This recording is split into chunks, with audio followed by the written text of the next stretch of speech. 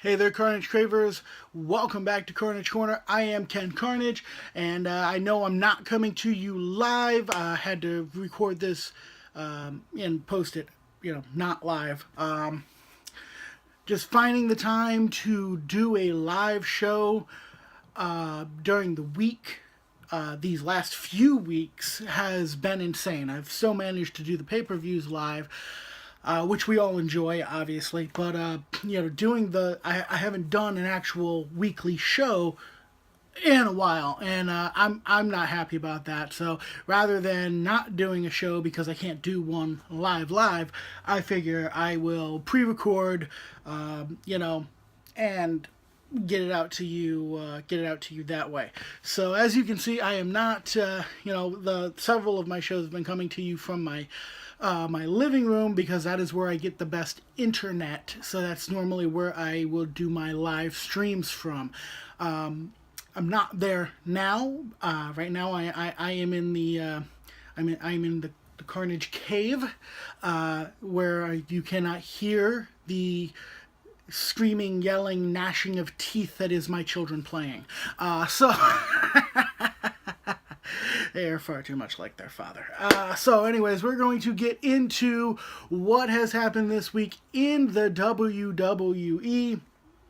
And we'll start with Monday Night Raw. Of course, Monday Night Raw opened with Kurt Angle. Kurt comes out. Kurt talks about...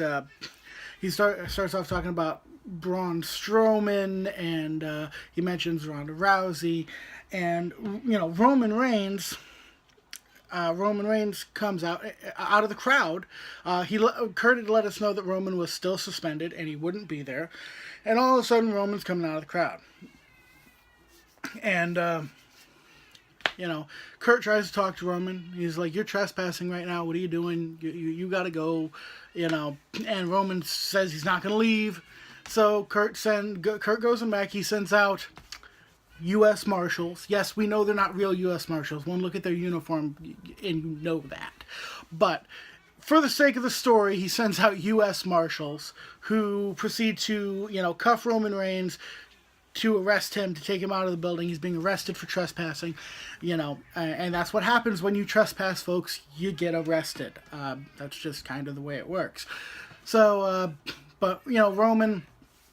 He's got his, his man pawn in a bunch, and with his tough guy bullshit, he's like, "Don't touch me," to the cop, and but the fucked up thing is, so the cop lets him go and doesn't touch him. All right, but then Roman gets to the ropes. Roman's hands are cuffed. Okay, and he's trying to climb out of the ring.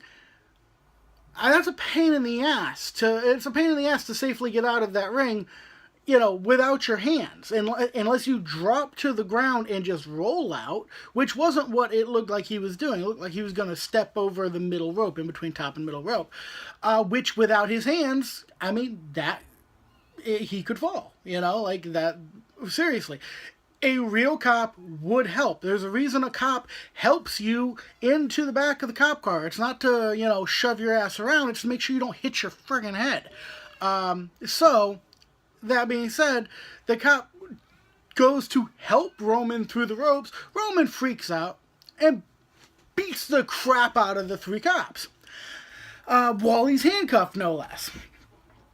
And people are cheering this, which makes no sense. Actually, not too many people were cheering this, but... and then all of a sudden, Brock Lesnar's music hits, and Brock runs out, and he beats the holy frickin' hell out of Roman Reigns. He beats him with a chair, he slams him around, he F5s him. He just fucks his world up. And it's funny, and I've heard so many people who are like, "Oh, it's cowardly, this, that, da. First off, Roman proved to be plenty dangerous enough while handcuffed if he took out three cops, three U.S. Marshals.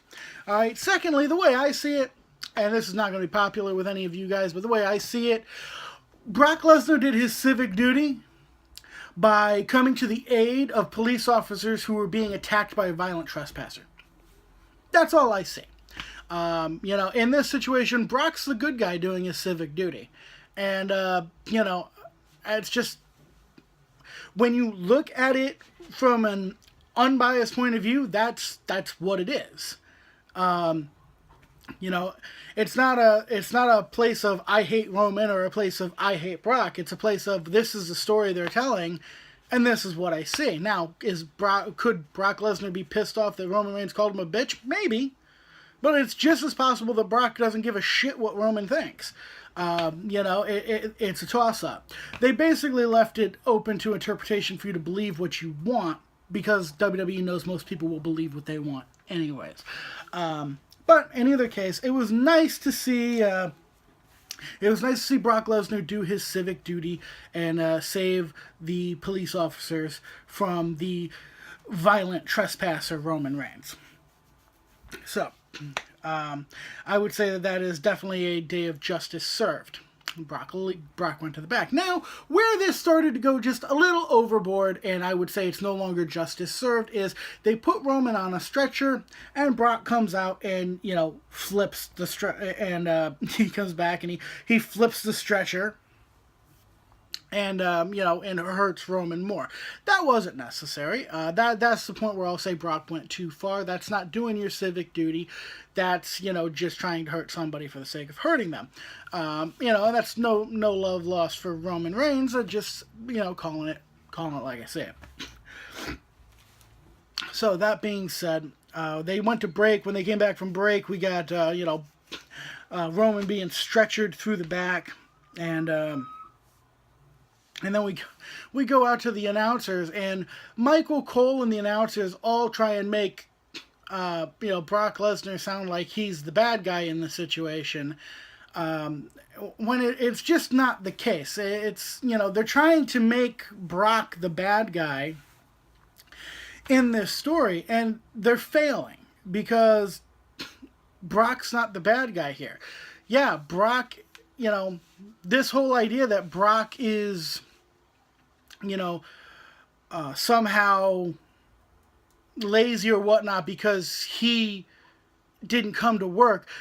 Brock wasn't required to come to work those days. Brock has a set number of days that was agreed upon between him and the employer. You know, that would be like, this situation would be like if you got a you took a vacation day. Okay, you took a vacation day, and then you go back to work and you got some dipshit getting in your face because you weren't at work the day before. Would that be right? It wouldn't be right, right? Because you had gotten the agreement of that day off. You weren't supposed to be there because you were supposed to be elsewhere. But then you got this jackass who you work with, who's all, you know, saying all kinds of bullshit about you, this, that, and the other. You know, you have to, if you equate it, because Roman tried to get the crowd on his side by being like, Brock didn't come to work today. He said that. Bullshit! Okay, I'll be the first to tell you, Brock Lesnar should be at every pay-per-view to defend his belt. I don't like when they have pay-per-views where they do not feature what is supposed to be their top title. But that does not mean he needs to be on every Monday Night Raw. That does not mean he needs to be at every house show. He doesn't need to be. He's the champion. Okay, the champion doesn't necessarily need to be there all the time. Okay? It wasn't the way it used to work. I mean, if you go back in time, I mean, how often did we see, you know, Hogan on Monday Night Raw back in the day? How often did we see, how often did we see, Bruno Sammartino on TV wrestle? Never. Bruno didn't wrestle on TV. Bruno hyped matches on TV. But if you wanted to see Bruno wrestle, you went and saw Bruno in person for what would then have been considered like their pay-per-view, because everything was on ticket sales at that time, not pay-per-view buys. But the point is, they're feeding us this misconception, which is a crock of shit. So, that being said, I'm going to go ahead and try and speed this up a little bit, because I spent a lot of time talking about that. Then they go into a Alexa Bliss Nia Jax package, in which they have very successfully painted Alexa as a heel, which she is. She is definitely the bad guy in this scenario because she's being mean and manipulative to somebody who thinks that she is a friend. That's never okay. The fact that they've got her attacking Nia Jax's weight. I mean, I would call that low-hanging fruit, and you guys are scratching your heads because I've made a snide comment for the trying to be funny or amuse myself before, and I have, but that's got everything to do with WWE's booking and pretty much nothing to do with Nia herself. It's not like I have anything personally against the girl. I don't. The idea that WWE books her like she's this wrecking ball, I'm not entirely, she doesn't, I don't think she pulls it off very well. Her look has something to do with that, but that's neither here nor there. I could say the same thing about Kevin Owens, and I have said the same thing about Kevin Owens. Kevin Owens looks like he just took off his Home Depot apron and stopped cutting wood for you to go do a pop-up powerbomb. It's just. And I'm a big fan of Alexa Bliss, and she is a fantastic heel. She plays.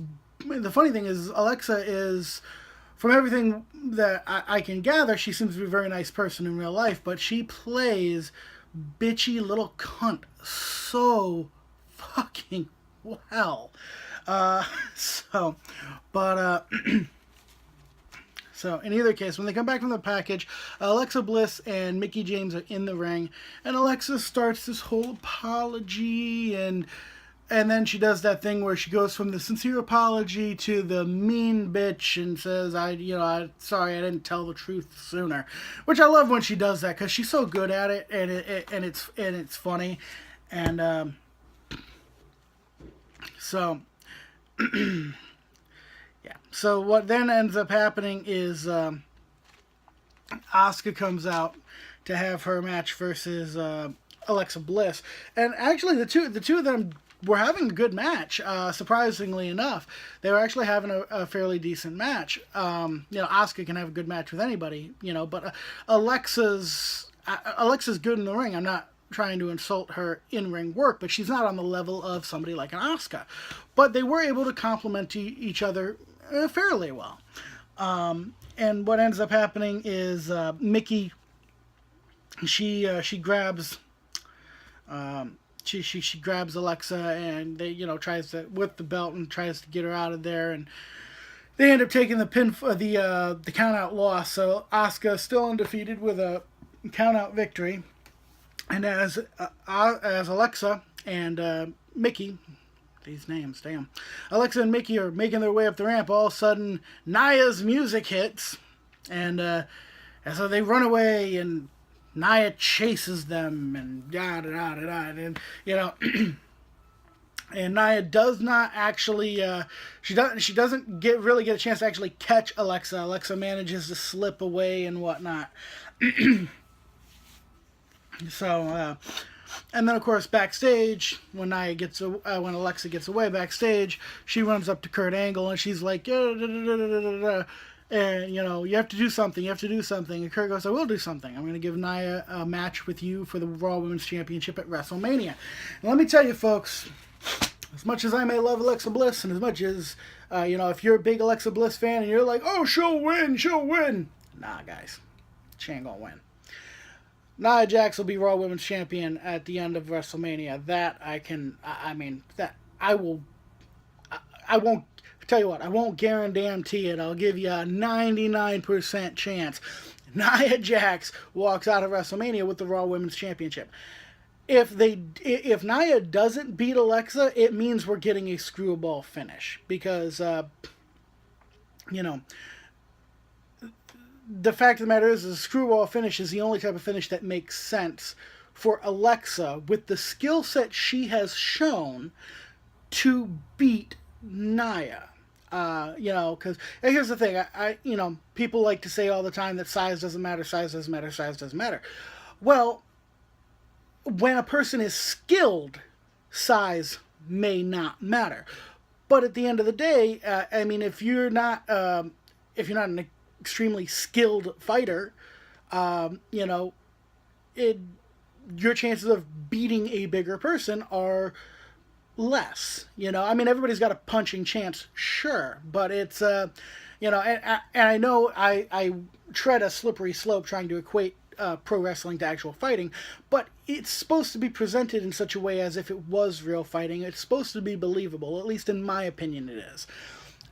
There are people who think it's not supposed to be believable, and I just don't understand those people.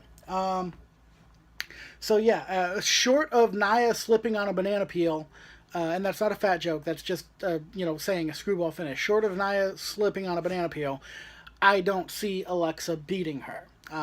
You know, and I'm not for nothing, I'm not upset about that. I'm okay with that. Alexa's spent a lot of time as champion. She's a good champion. She's a great heel champion. And, you know, Alexa, how am I doing? Nia can, you know, can have some time with the belt as well. Nia would make, but here's my problem, and this is my only problem with it. Nia as champion, as a babyface. How are you going to book, you know, and this was the same problem they had, it's a similar problem they had with Undertaker back in the day. It was, you know, how do I have a 7-foot-tall, 300-pound babyface? How do you have a babyface that is so much bigger than everyone else on your roster? You know, she is by far the biggest woman. She's the tallest woman. She's like, I want to say she's like 6'2", 6'3", something like that. She's a tall-ass woman. And, you know, and she's got, what, 270 pounds on her? She's a big woman. You know, you stick Alexa Bliss in there, or Sasha Banks in there, who she has over 100 pounds on. I'm sorry, weight classes exist for a reason. You know, it's just...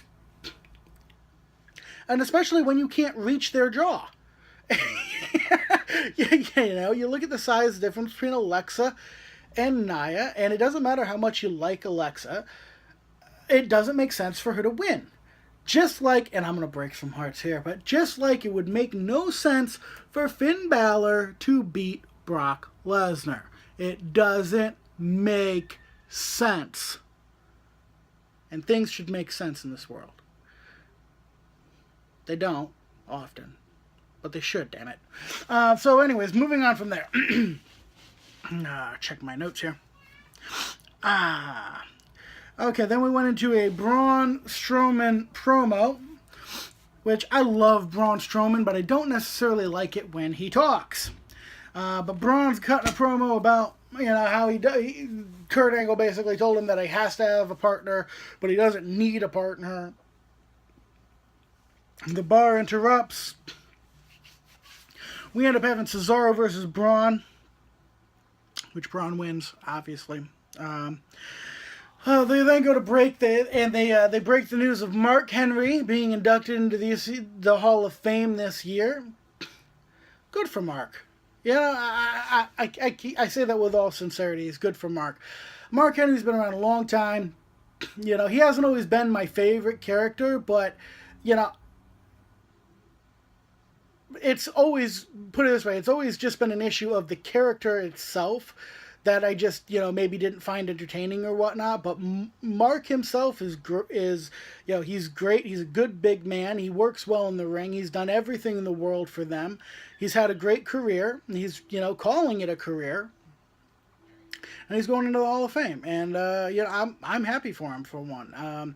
You know, I know online there are a lot of people who are, you know, have major bitch fests about this year's Hall of Fame. And, I mean, I swear to God, every time I check the chat rooms and whatnot online, it just seems like it's nothing but people bitching and moaning, you know, about shit that happened, you know, 30 years ago. The whole, why are they naming the Battle Royal after Moolah? Da da da da da da da. You know, it's like, come on, seriously, guys. Well, why is Ivory going in the Hall of Fame? What the fuck did she ever do? All you're doing is showing your ignorance and youth. you know. But in the words of Ronald Reagan, I will not hold your youth and inexperience against you. That being said, we will now move on to a John Cena promo. I've never liked Cena. I will never like Cena. And Cena needs, seriously, I mean, the way Cena is talking, I know it's scripted. Seriously, I know it's scripted. I try to forget it's scripted when I watch it because I want to enjoy it, as what they're presenting it to me for. I want to enjoy it as if it was a shoot, even though I know it's not. But John Cena needs to get fucking slapped for the way he's talking about Undertaker. Just, son, no, the fuck you doing, boy? Like, seriously, this would be like what you're doing. This would be like Floyd Mayweather getting on the mic, fucking talking shit about Muhammad Ali. That's what that's what I would equate this to. Imagine that. Imagine if Floyd Mayweather got on the microphone and called Muhammad Ali a coward, this, that, and the other thing, and just run him down. You guys would be up in arms, right? Yeah, well, it's the same fucking thing, guys. Alright? And I personally, I hope Undertaker doesn't accept the challenge. I don't want to see Undertaker versus Cena. I already saw Undertaker versus Taker. That was back in the early 90s. Can check that out on the WWE Network. But, no, I don't need to see Cena versus Undertaker. If I'm not going to get Sting versus Undertaker, let Undertaker stay home. That's what I say. And as far as Cena, I think, I think Cena should stay off WrestleMania, you know? What was that Bob Backlund, Darren Young thing? Bob Backlund said he was going to make Darren Young great again. Let's make WrestleMania great again. No John Cena. How about that? But Cena cuts his scathing promo on the dead man, and Kane comes out and chokeslams Cena, which of course will lead to us getting Cena versus Kane next week on Raw. And then they go into a Ronda Rousey package, which I'm so glad that Ronda is there, but I am so disappointed in how they're using her. A mixed tag team match? It's a waste. You're not going to build her the way you need to. You should be making her look like a killing machine. You should be making her look like $1 million freaking bucks. You know, you should be feeding her jobbers or low-level talent. You know, she should be getting booked like Asuka. That is what should be happening at this point in juncture. But no, you know, the McMahons, you know, Stephanie and Triple H, they need to get, you know, stroke their own egos and make sure that they themselves are in matches at WrestleMania, you know, which it's, it's a question of why. Why do you need to be in a match at WrestleMania? Okay, now, I'm not one of those guys that'll bitch forever and ever about part-timers. I'm really not. But it's self-serving, okay? If you're going to have management in a match at WrestleMania, which it seems like they do at every WrestleMania, at least for the last several years, we need a good damn reason. It needs to mean something, and it's very clear that they've thrown this shit together haphazardly. I'm not happy with any of it. I'm not. Perhaps the match will be entertaining. I mean, I know damn well the parts with Triple H and Kurt Angle will be good. But Stephanie in there with Ronda. Ronda's green. Now, she may take to this business super quick because of her background in MMA. I'm not saying that. She will end up being good. I'm sure of it. But right now she is green. Super, super green. She needs to be in there with somebody who will make her look like $1 million bucks. Stephanie is not exactly a top-tier bumper. You know, it doesn't make sense. It's one of those, it doesn't make sense. You know, but that being said, it's a story that I just can't seem to buy into. You know, but that being said, after the Ronda package, we go into a Miz promo. Of course, Miz bitching about his WrestleMania match, which is a triple threat against Seth Rollins and Finn Balor. And I'm going to go on record now. I think that, you know, while I would rather see the Intercontinental Championship on Finn Balor, I think Seth Rollins is going to get it because that'll put Seth Rollins, that'll make Seth Rollins a Grand Slam champion. And because, you know, he's been tag champ, US champ, and of course WWE champ, so, you know, throwing in the Intercontinental Championship makes him a Grand Slam champion. And, you know, all the other guys from the Shield are already Grand Slam champions. Dean is, and so is Roman. So he's the only one who's not. So I kind of think they're going to, you know, get him the title of Grand Slam champion this year. So, and there's nothing wrong with that. I have no problem with Seth. I'd rather see the belt go to Finn, but hey, you know, it is what it is, you know. So, the club comes out to, you know, and to have their 6-man tag team match. Of course, Rollins is on commentary, and you get the club, you know, Gallows, Anderson, Balor versus the Miz, Taraj, Miz, Dallas, and Axel. Club wins the match, and the Miz, Taraj, they attack, you know, they attack Balor and the club, and they're beating him up, and Rollins comes in for the save. You know, we get a curb stomp on the Miz from Seth Rollins, and, you know, it's Rollins and Balor nose to nose as we go off air. Now, I would later find out that that was not the end of the damn show. That was the end of what I saw on my replay, because, you know, I don't get to watch this stuff live. I have to watch it the next day. Use Hulu. Nice plug for Hulu, but not going to be a nice plug for Hulu because Hulu cuts shit out. Apparently they had the total deletion, the ultimate deletion, whatever the fuck they're calling this shit show, with Bray Wyatt and Matt Hardy going on at going on at the Hardy compound. And the only reason I know what happened with it is you know, I'm gonna friggin' file a complaint with Hulu because I don't know why they cut it out. But I'll give credit where it's due. I'll give a shout out to Taz because that's where I got my Taz got his morning show. That's where I got my information. That apparently Bray Wyatt was, you know, submerged in the lake of reincarnation. So maybe he'll come back with a better gimmick. They need to put Matt Hardy in that lake and give him a better fucking gimmick. This shit is horrible. That being said, that was the end of Monday Night Raw. Moving into SmackDown, we open with Daniel Bryan. So, Gandalf's favorite little friend. You know, Bryan has an announcement. Bryan has been cleared medically to compete. Yay! For the first time since Hornswoggle left, there's once again a leprechaun competing in the WWE. Hey. So, you know, and he gives this long, heartfelt promo, this, that, and the other, and the crowd goes nuts, and I don't understand it.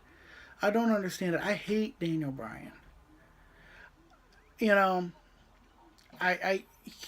it's he that started this trend of superstars looking like they wandered in off the street.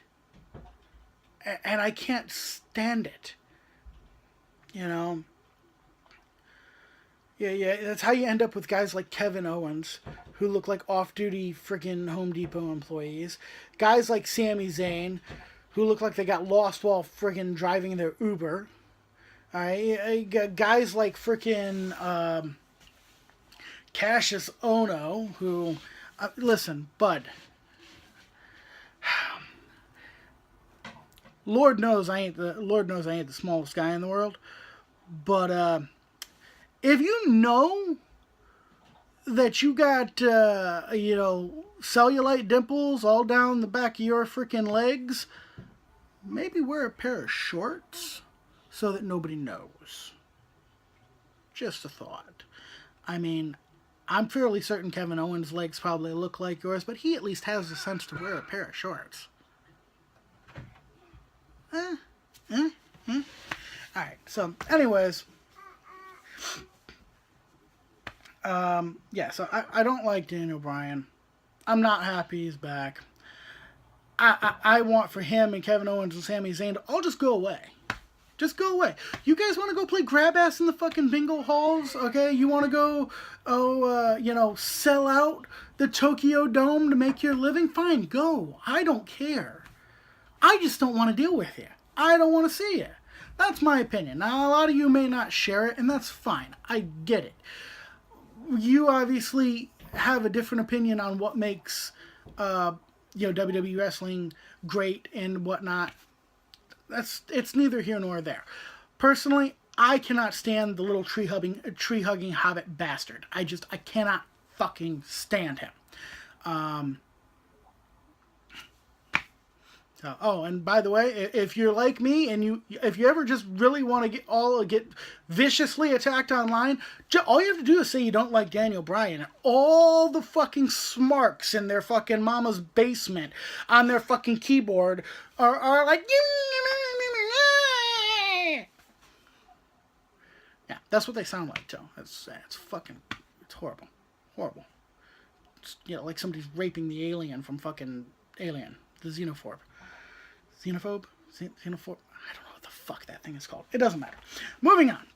So, we go to Daniel backstage looking for Kevin Owens and Sami Zayn. And, Dolph Ziggler congratulates Daniel and tells him he can't wait to beat him. And Daniel gets all cocky and he's like, you can try.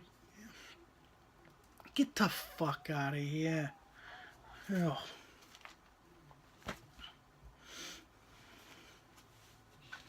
So then we get a rematch from Fastlane, Shinsuke Nakamura versus Rusev, and of course AJ Styles is on commentary, and Shinsuke gets the win, and Rusev and English attack him, and AJ takes his time getting up like he's gonna help, but Shinsuke doesn't need help. I mean, he manages to do it all on his own, and and then we go to Charlotte and Natalya in the locker room, which Natalya's another one where it's like, okay, just go already. It's enough. And the stupid cat ear gimmick. What are you doing? I mean, once upon a time, I liked Natalya. Once upon a time, there was actually 2 members of the Hart family that I thought were worth a damn, and now that's no longer the case anymore. I'm back to thinking that Owen Hart was the only Hart that was worth a damn. I can't stand that entire family. Now a lot of that could have to do with, a lot of that stems back to Bret Hart's, subsequent feud with Shawn Michaels, way back in the day, showing my age now, but, and that's where it all started, but it's everything. I don't like that family, and Natalya just annoys the crap out of me at this point in juncture. In my estimation, she has overstayed, her expiration date as far as a WWE superstar. But again, this is my opinion, and most of you have either turned me off by now or are throwing shit at your computer screen, telling me you don't know what you're talking about. And if you're still with me after all of this, well, hey, let's keep going. So that being said, we then get AJ Styles and Shinsuke Nakamura backstage. Shinsuke telling AJ, I'm going to beat you at WrestleMania with knee to face. Which makes me laugh every time because, and they're not doing it to make fun of Shinsuke's English, not at all. But, he does speak English better than he's speaking it on TV. You're kind of playing it up a little bit to give him a unique way of speaking is what they're doing in my estimation.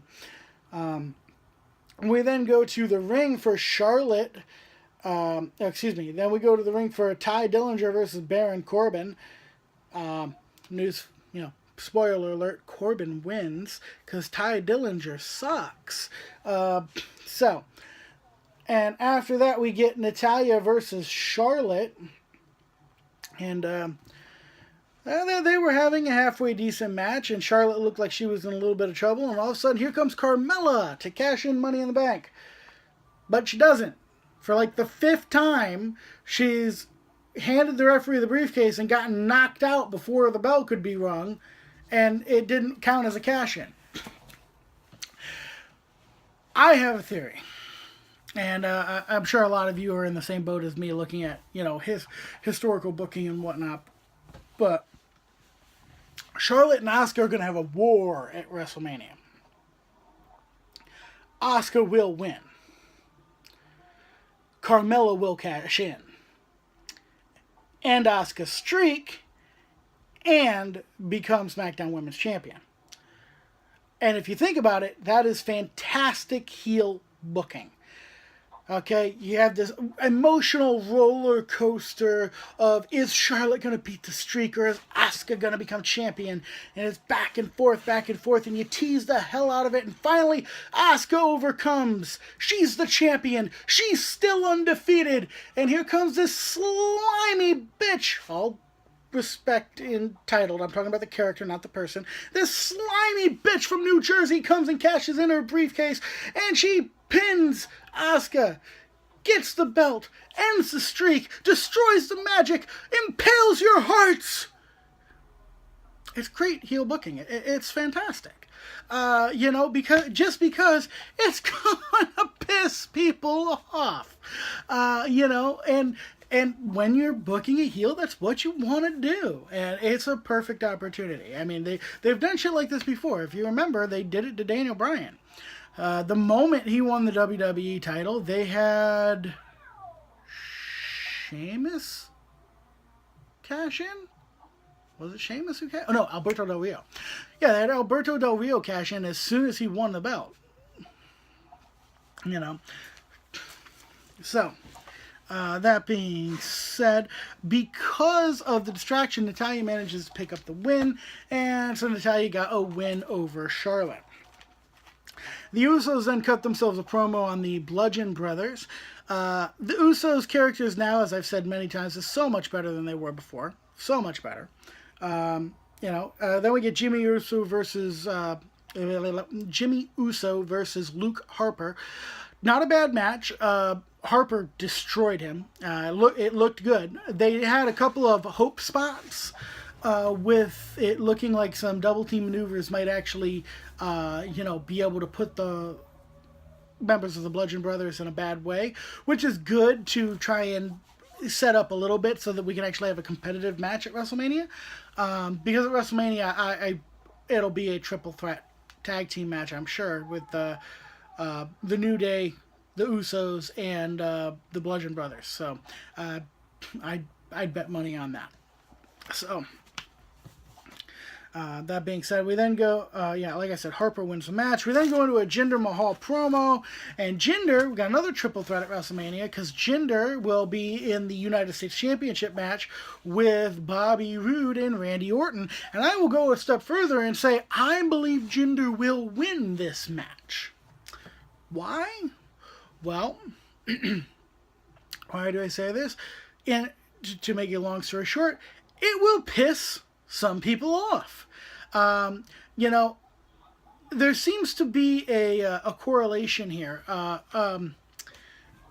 a tradition, if you will, of taking the foreign heel, and I say foreign heel not just because they're a foreigner, but because that's an integral part of the gimmick, is that an integral part of their gimmick is the fact that they're not from here. And in Jinder's case, it's India, even though he's technically Canadian. But I digress. But there is a tradition of putting of making the foreign heel the United States champion. Because there are people out there that, that get very emotionally invested, and that's really going to burn their biscuits. And Jinder proved to be a good heel champion. And whether or not he was right for the WWE title is a topic for debate. He did far better than I thought he was going to do, so I'll give him credit where it's due. Do I think Jinder would make a good U.S. champion as a heel champion? Sure. Why the hell not? Do I think they're going to take it off of Randy only a month after him winning it? I don't know. I mean, they can. I mean, Randy is technically a Grand Slam champion, which is the only reason they put it on him in the first place. So I don't see why not to take it off him. You take it off of Randy, put it on Jinder. Jinder and Bobby move forward, because it seems like we're not going to get a just straight Randy Orton, Bobby Roode feud, which I would love. But it doesn't look like they're going to give us that. So, I kind of think this may be the way they're going to go. So, Bobby Roode came out during the promo and, he talked, talking shit with Jinder. Randy Orton comes out talking shit. It all broke down, obviously. RKO, glorious DDT. It's just more hype on the road to WrestleMania. Hype it up. And then, getting to the end of the show here, Daniel Bryan comes out of the ring. He brings out Sami and Kevin. And Daniel Bryan fires Kevin Owens and Sami Zayn. God damn, it's about time you got your head out of your ass, you little hobbit bastard. All this time, he admitted to living vicariously through them and everything else. I mean, there was one of two ways they could have taken this. They could have made Daniel evil and had him side with Sami and Kevin no matter what. Instead, they chose to make him the useful idiot. And, who is apparently now smartened up. And, I still don't like him, but at least he made a decent decision. But that decent decision got him his ass handed to him because he got, he got attacked, he got beat up, and, he got powerbombed onto the ring apron and had to get stretchered out. And, but the great thing, the crowd is chanting at Kevin and Sami, "You're still fired," which is funny. I'm not usually a big fan of crowd chants, but that was funny. So 205 Live, or as I've been known to call it, Midgets on Trampolines. So Hideo Itami versus Lance Dorado. Very, very high-flying match. I'm not a big fan of the high-flying style. I've always been a bigger fan of mat-based and striking-based. I can appreciate the high-flying, especially when it's done very well, but it's not my favorite thing in the world, So the match got thrown out. It all broke down. This is going to build to a 6-man tag team match. I think. I just don't know who the 6th man would be for Hideo and Tozawa. But, or maybe it won't. Maybe it'll build for a tag team match because they are going to introduce the Cruiserweight tag team titles. I believe I heard that. I need to confirm that, but I'm pretty sure I heard they were doing that. So then we get TJP versus Kenneth Johnson. And of course TJP wins, submission hold, refuses to let go, classic heel behavior. And we get an interview with Drake Maverick, who's not happy at all with the way the match broke down between Dorado and Hideo. All right, and then we move into the main event, which is a semifinal match for the Cruiserweight Championship. Decide who's going to WrestleMania to face Cedric Alexander, and of course it's Mustafa Ali versus Drew Gulak, and Gulak's new aggressive style is fantastic. I was a fan of Gulak from the beginning, his work rate and everything else. And and he's having this match with Mustafa, and again, nothing against Mustafa. I just I'm not crazy about the high flying stuff. That's just always been my issue. But the thing is, once they started, having Mustafa push this whole thing of, people who look like me and people who have a name like mine and whatnot. I knew they were probably going to have him win because they're trying to do the whole feel good moment thing. And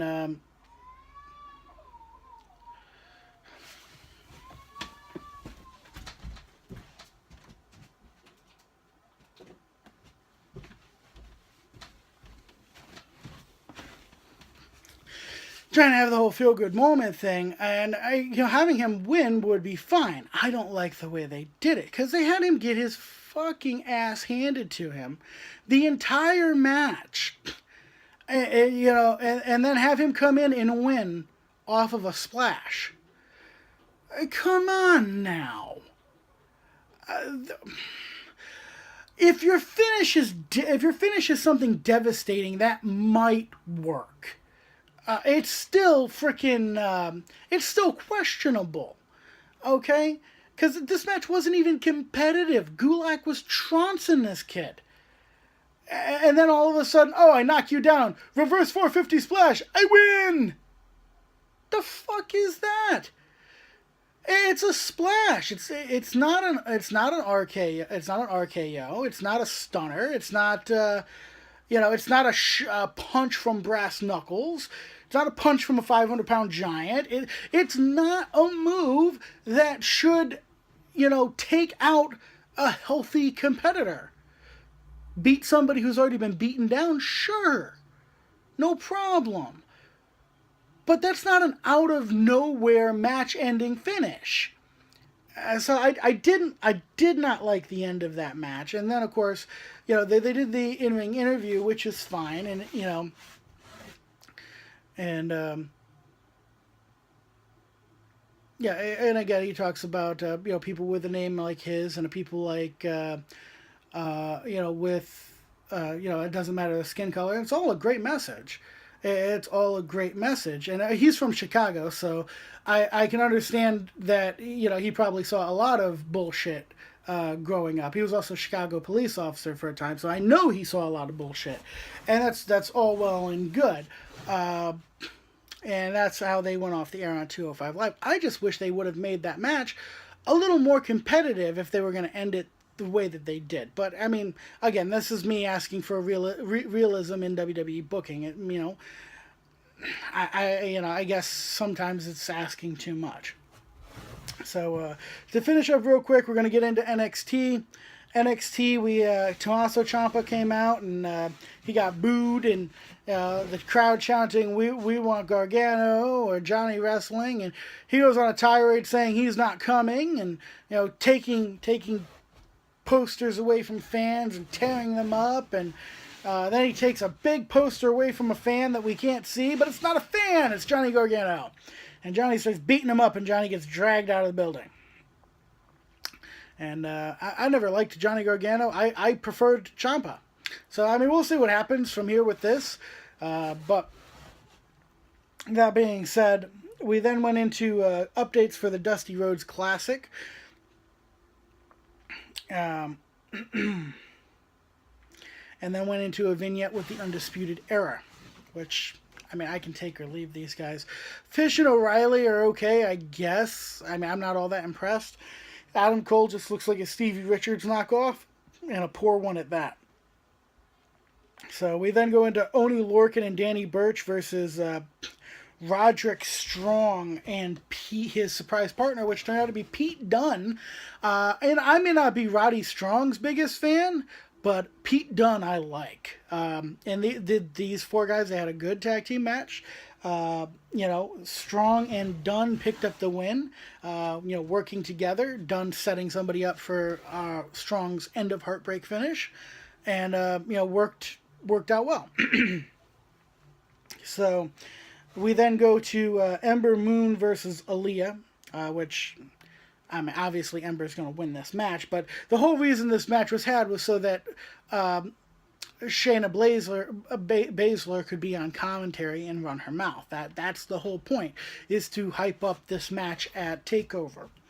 And of course, Ember wins, and they do their little thing. She stands on the turnbuckle, and Baysler stands on the desk, and they yell at each other. There's no way in hell they can hear each other, but that doesn't mean you can't talk shit.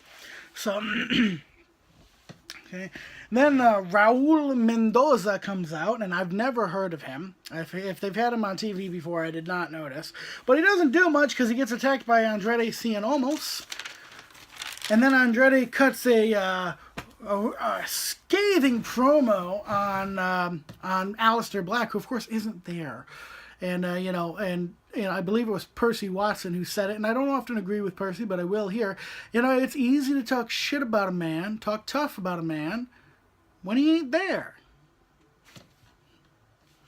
But, so there was that. And then, of course, the main event was Adam Cole, discount Stevie Richards, versus, Cassius Ohno. And, and Cole wins, which I wouldn't normally root for Cole, but I'm glad Cole won, because Cassius Ohno needs to, go away. Just go away. Like, dude, no. No. Talk about looking like you walked in off the street. Just no. You, Daniel Bryan, Sami Zayn, Kevin Owens, if I could load you all into a little ball and stick you in a slingshot and shoot your ass way the hell away where I ain't never going to see you again, I will be happy. So happy. So, in either case, that was the end of NXT. That is the end of our show. We are fast on the way to WrestleMania. As it stands, I do plan on being live for WrestleMania. With any luck, that will not change, but, work hours are absolutely crazy, as I alluded to earlier about why doing live shows has not been working, because, of course, I have to do them at night. So, in either case, until next time, I want you all to remember something, Carnage Cravers. Remember that Carnage is right around the corner.